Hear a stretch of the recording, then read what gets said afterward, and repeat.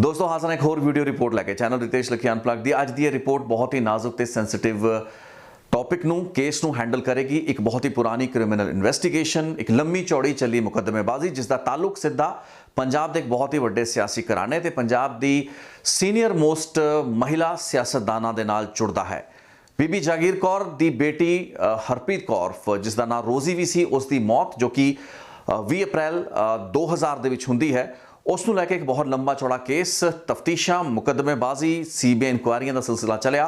18 साल लग गए जिस दौरान कि बीबी जागीर कौर नूं जेल की हवा खानी पई, जेल दे विच कई साल बिताने पे। उस तो बाद 2018 दे विच पंजाब ते हरियाणा हाई कोर्ट ने बीबी जागीर कौर नूं केस दे विच बरी कर दिता। बीबी जागीर कौर 2012 विच भी जेतू रहे सन, उस वक्त भी उन्होंने कैबिनेट दे विच थां दित्ती गई सी। 1997 दे विच बीबी जागीर कौर टूरिज्म मंत्री रही ते हुण श्रोमणी अकाली दल ने पुलत्थ विधान सभा हल्के तो एक बार फिर बीबी जागीर कौर नूं टिकट दी है। बीता जिहड़ा इलैक्शन 2017 सी, क्योंकि उस वक्त तक बीबी जागीर कौर दी जिहड़ी सज़ा सी वो चलदी पई सी, उस वक्त उन्हां दे जवाई युवराज भूपेंद्र सिंह नूं पुलत्थ हल्के तो टिकट दी गई सी। लेकिन अज की रिपोर्ट दे विच मैं उस पूरे के पूरे केस नूं एग्जामिन करांगा, क्योंकि बहुत से सबसक्राइबर्स वालों लगातार ये गलबात या कई मंगां उठदियां रहियां भी बीबी जागीर कौर दी बेटी दे केस असल विच सच्चाई की सी, कि बीबी जागीर कौर उत्ते तोहमतां लगदियां रहियां, किचड़ जिहड़ा उन्हां दे सियासी विरोधियों वालों सुट्टिया जांदा रहा, या फिर वाकई उन्हां दी बेटी हरप्रीत कौर दी मौत दे पिछे कोई साजिश सी। अदालतां ने उन्होंने जो 2018 दे विच दोष मुक्त करता था, उस दोष मुक्त करन दा, बरी करन दा आधार की सी ते उस विच किहड़ियां गल्लां बातां अदालत ने ध्यान विच लिआंदियां होया बीबी जागीर कौर नूं इस केस दे विच निर्दोष मन्निया सी, ते की अदालत ने कुछ अजिहे पहलू छड्ड भी दिते, इग्नोर भी किए, जो कि हेठवीं अदालतां यानी कि ट्रायल कोर्ट या फिर सीबीआई की विशेष अदालत जिसने 2012 दे विच बीबी जागीर कौर नूं 5 साल की रिगरस इंप्रिजनमेंट सुनाई सी। 3 होर अक्यूज दे नाल उन्हां वल्लों वो चीज़ों को इग्नोर नहीं सी कीता गया। सो पूरी तफ्तीश नूं समझण की कोशिश करांगे। शुरुआत कर लैंदे साल 2000 तो, उस तो पहला भी 1997 दे विच, क्योंकि बीबी जागीर कौर पुलत्थ विधान सभा हल्के तो पहली बार जेतू होके पंजाब के MLA बनते हैं तो उन्होंने बादल सरकार दे विच टूरिज्म मंत्री बनाया जाता है। बीबी जागीर कौर की वड्डी बेटी हरप्रीत कौर रोजी 1996 तक अपनी जिहड़ी सिक्ख्या है वो बेगोवाल दे ही संत प्रेम सिंह, जो कि बेसिकली डेरा संत प्रेम सिंह बीबी जागीर कौर होना के पिता के नाम से डेरा है, तो पारिवारिक जिहड़ा कंट्रोल बीबी जागीर कौर होना का इस डेरे के उत्ते है। उसी स्कूल विच अपनी विद्या ग्रहण करते हैं तकरीबन 9वीं क्लास तक, जिस तो बाद कि वो Chandigarh Shivalik public school admission ले लेंदी है। लेकिन इस दौरान हरप्रीत कौर की जिहड़ी दोस्ती हुंदी है वो बेगोवाल दे ही एक नौजवान दे नाल हुंदी है जिसका नाम कमलजीत सिंह हुंदा है। कमलजीत सिंह दा छोटा भरा सिमरजीत सिंह हुंदा है, वो क्लासमेट हुंदा है हरप्रीत कौर दा, ते घरे एक दूसरे दे आना जाना हुंदा है, जिस दौरान इन्हां दी दोस्ती प्यार दे विच तब्दील हो जाती है। यह समझा जाता भी 1996 तो लैके 1999 ते 2000 तक कमलजीत अते हरप्रीत कौर के संबंध जिहड़े हैगे ने वो काफ़ी वाधे हैगे ने। दोस्ती तो उन्हां दा रिश्ता प्यार के रिश्ते विच तब्दील हुंदा है, जिस तो बाद कि उन्हां वल्लों छुप के अपने घरदियां दी मर्जी तो बगैर विआह भी रचा लिया जाता है। कमलजीत के परिवार नूं इस विआह का पता हुंदा है, लेकिन बीबी जागीर कौर नूं इस विआह का कोई भी इलम नहीं हुंदा। दस्सिया जाता है कि 1997 तो बाद जदों बादल सरकार बनती है, बीबी जागीर कौर नूं कैबिनेट मंत्री बनाता जाता है। उन्होंने चंडीगढ़ के 955 नंबर सैक्टर 39 की कोठी अलॉट होंदी है। उन्होंने का पूरा परिवार इत्थे शिफ्ट कर चुका होंदा है, लेकिन हरप्रीत ते कमलजीत दे मिलन का जिहड़ा सिलसिला मुलाकातां दा जारी रह रहा होंदा है। इस दौरान 1999 का साल बड़ा इंपॉर्टेंट है। 1999 का पूरा साल ते अगले 3 महीने साल 2000 दे, यानी कि तकरीबन 15 महीनों के विच 9 मुलाकातां सीबीआई इन्वेस्टिगेशन के दौरान पाईयां गईयां कमलजीत अते हरप्रीत कौर दियां। ते दस्सिया जाता ही इन्हां मुलाकातां दे दौरान ही एक अजिही मुलाकात सी 6 सितंबर 1999 जदों कि दोवां वल्लों चंडीगढ़ दे ही एक होटल जिहड़ा सी ओएसिस होटल हुंदा सी, उत्थे ही अक्सर मुलाकातां हुंदियां सन। ये दोवां दा आपस दे विच रिश्ता भी उत्थे ही बनिया। उत्थे ही 6 सितंबर 1999 नूं दोवां ने आपस दे विच विआह करा लिया। एक प्राइवेट छोटी जी सैरेमनी की गई जिस विच कि कमलजीत दे परिवार वाले शामिल होए, लेकिन हरप्रीत कौर की जिहड़ी छोटी भैन सी जिसका नाम डेजी सी वो भी इस इवेंट दे विच शामिल हुई, जिस तो बाद कि वो छेती उत्थों चली गई। इस पूरे समागम की या इस शादी की कोई भी जानकारी बीबी जागीर कौर नूं उस वक्त तक नहीं दी गई। लेकिन कुछ महीने बाद जदों हरप्रीत कौर अमेरिका एक व्यक्तिगत ते पारिवारिक फेरी ते गई हुई सी, उस दौरान उसनों अपनी प्रैगनेंसी के बारे थोड़ा जिहा एहसास होया, यानी कि वो हुण तक प्रैगनेंट हो चुकी सी। ते इस चीज़ की जानकारी अमेरिका तो उसने ਕਮਲਜੀਤ ਨੂੰ ਦਿੱਤੀ, ਜਿਸ ਤੋਂ ਬਾਅਦ ਕਿ ਦੋਵਾਂ ਨੇ ਆਪਣੇ ਵਿਆਹ ਨੂੰ ਇੱਕ ਰਸਮੀ ਪੱਧਰ ਤੇ ਇੱਕ ਫਾਰਮਲ ਵਿਆਹ ਦੇ ਵਿੱਚ ਤਬਦੀਲ ਕਰਨ ਦਾ ਮਨ ਬਣਾ ਲਿਆ। ਆਪਣੀ ਬੇਟੀ ਹਰਪ੍ਰੀਤ ਕੌਰ ਦੇ ਕਮਲਜੀਤ ਦੇ ਨਾਲ ਸੰਬੰਧਾਂ ਬਾਰੇ ਜਾਣ ਕੇ ਤੇ ਉਸ ਦੀ ਪ੍ਰੈਗਨੈਂਸੀ ਬਾਰੇ ਜਾਣ ਕੇ ਕਿਸੇ ਵੀ ਮਾਪਿਆਂ ਦੀ ਤਰ੍ਹਾਂ ਬੀਬੀ ਜਾਗੀਰ ਕੌਰ ਨੂੰ ਵੀ ਗੁੱਸਾ ਆਣਾ ਸੀ, ਸੋ ਉਸਨੇ ਇਹ ਦੋਵਾਂ ਦੇ ਮਿਲਣ ਤੇ ਪਾਬੰਦੀ ਲਾਤੀ। ਤੇ ਇਸ ਤੋਂ ਬਾਅਦ ਦੱਸਿਆ ਜਾਂਦਾ ਹੈ ਵੀ ਮਾਰਚ ਦੇ ਮਹੀਨੇ ਦੇ ਵਿੱਚ ਹਰਪ੍ਰੀਤ ਕੌਰ ਨੂੰ ਫਗਵਾੜਾ ਦੇ ਜਸਦਿਲ ਮੈਂਸ਼ਨ ਦੇ ਵਿੱਚ ਲਿਜਾਇਆ ਜਾਂਦਾ ਹੈ। ਇਹ ਦੱਸਿਆ ਜਾਂਦਾ ਵੀ ਹਰਪ੍ਰੀਤ ਕੌਰ ਨੂੰ ਜਿਹੜੇ ਉਸ ਮੈਂਸ਼ਨ ਵਿੱਚ ਲਿਜਾਣ ਵਾਲੇ ਲੋਕ ਸਨ, ਉਹਨਾਂ ਦੇ ਵਿੱਚੋਂ ਬੀਬੀ ਜਾਗੀਰ ਕੌਰ ਦੀ ਇੱਕ ਬਹੁਤ ਹੀ ਕਰੀਬੀ ਮਹਿਲਾ ਜੋ ਕਿ ਉਹਨਾਂ ਦੀ ਸਹੇਲੀ ਰਹੀ ਸੀ, ਦਲਵਿੰਦਰ ਕੌਰ ਢੇਸੀ, ਜਿਸ ਦੇ ਬੇਟੇ ਦੇ ਨਾਲ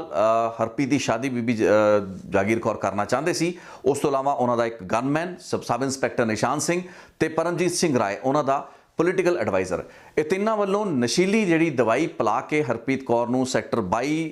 ਚੰਡੀਗੜ੍ਹ ਦੇ ਵਿੱਚ ਚਾਟ ਖਵਾਇਆ ਜਾਂਦਾ ਹੈ, ਜਿਸ ਦੌਰਾਨ ਕਿ ਉਸ ਦੇ ਵਿੱਚ ਇਹ ਨਸ਼ੀਲੀ ਗੋਲੀਆਂ ਮਿਲਾਤੀਆਂ ਜਾਂਦੀਆਂ ਨੇ। ਇਸ ਤੋਂ ਬਾਅਦ ਦੱਸਿਆ ਜਾਂਦਾ ਹੈ ਕਿ ਹਰਪ੍ਰੀਤ ਕੌਰ ਨੂੰ ਸੈਕਟਰ 22 ਚੰਡੀਗੜ੍ਹ ਦੇ ਵਿੱਚ ਚਾਟ ਖਵਾਉਣ ਦੇ ਬਹਾਨੇ ਲਿਜਾਇਆ ਜਾਂਦਾ ਹੈ ਤੇ ਉੱਥੇ ਉਸ ਦੇ ਚਾਟ ਦੇ ਵਿੱਚ ਨਸ਼ੀਲੀ ਗੋਲੀਆਂ ਪਾਤੀਆਂ ਜਾਂਦੀਆਂ ਨੇ, ਉਸ ਨੂੰ ਬੇਹੋਸ਼ ਕਰਤਾ ਜਾਂਦਾ ਹੈ। ਬੇਸੁੱਧ ਹੋਣ ਤੋਂ ਬਾਅਦ ਹਰਪ੍ਰੀਤ ਕੌਰ ਨੂੰ ਫਗਵਾੜਾ ਦੇ ਦਿਲਸ਼ਾਦ ਮੈਂਸ਼ਨ ਇੱਕ ਥਾਂ ਹੁੰਦੀ ਹੈ, ਉੱਥੇ ਲਿਜਾਇਆ ਜਾਂਦਾ ਹੈ। ਇੱਕ ਪ੍ਰਾਈਵੇਟ ਪ੍ਰਾਪਰਟੀ ਹੁੰਦੀ ਹੈ ਜਿੱਥੇ ਕਿ ਉਸ ਨੂੰ ਹੋਰ ਸੈਡੇਟਿਵਸ ਦਿੱਤੇ ਜਾਂਦੇ ਨੇ ਤਾਂ ਕਿ ਉਹ ਕੁਝ ਹੋਰ ਸਮੇਂ ਤੱਕ ਬੇਹੋਸ਼ ਰਹੇ। ਇਹ